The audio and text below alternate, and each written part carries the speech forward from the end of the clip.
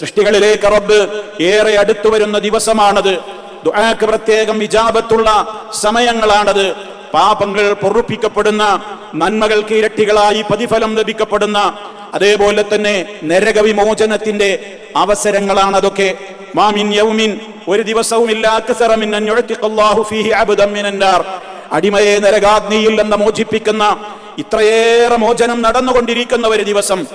മിൻ യൗമി അറഫ, അറഫാ ദിനത്തോളം അത്രത്തോളം ഒരു ദിവസം വേറെ ഇല്ല എന്ന് നബി സല്ലല്ലാഹു അലൈഹി വസല്ലം പറഞ്ഞു വഇന്നഹു ലയദുനു സുമ്മ യുബാഹി ബിഹിമുൽ മലായിക, അല്ലാഹു അവന്റെ അടിമകളോട് അടുത്ത് വന്ന് മലക്കുകളോട് വലിയ അഭിമാനം പറഞ്ഞിട്ട് പറയും, മാ അറാദ ഹൗലായി, എന്താണ് ഇവർക്ക് വേണ്ടത് എന്ന് പറഞ്ഞാൽ ഇവരെന്ത് ചോദിച്ചാലും ഞാൻ കൊടുക്കുന്ന സമയമാണത് എന്നാണ് മഹാനായ റസൂൽ സല്ലല്ലാഹു അലൈഹി വസല്ലമ പഠിപ്പിച്ചു തന്നിട്ടുള്ളത്. മാത്രമല്ല അന്നത്തെ ദിവസം ഞാൻ നേരത്തെ സൂചിപ്പിച്ചതുപോലെ ദുആക്ക് ഇജാബത്ത് കിട്ടുന്ന ദിനമാണല്ലോ. നബി സല്ലല്ലാഹു അലൈഹി വസല്ലം പറഞ്ഞു, ഖൈറുദ് ദുആഇ ദുആഉ യൗമി അറഫ, അറഫാ ദിനമാണ് ദുആക്ക് ഏറ്റവും ഉത്തരം കിട്ടുന്ന ഏറ്റവും നല്ല ദിവസമാണത്, അന്നത്തെ ദിവസത്തെ ദുആ.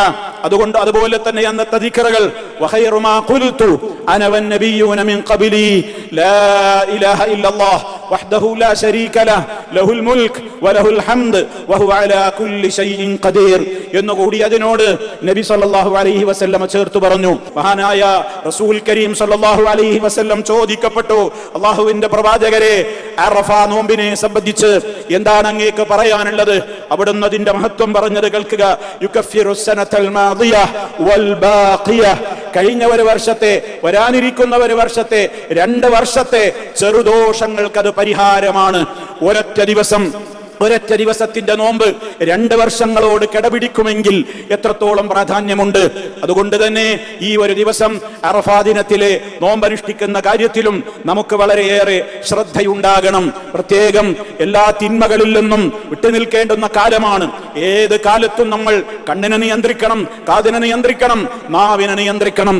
അതോടൊപ്പം ഹാദാ യൗമുൻ, ഈ ദിവസം മൻ മലക ഫീഹി സംഅഹു വബസറഹു വലിസാനഹു, ആര് തന്റെ കാതിനെയും കണ്ണിനെയും നാവിനെയും ഒക്കെ കൺട്രോൾ ചെയ്യുന്നുവോ, ഗുഫിറ ലഹു, അവന്റെ പാപങ്ങൾ പൊറുക്കപ്പെടുന്നതാണ് എന്നൊക്കെ പ്രത്യേകം പറയപ്പെട്ടിട്ടുള്ള സന്ദർഭങ്ങൾ കൂടിയാണ്.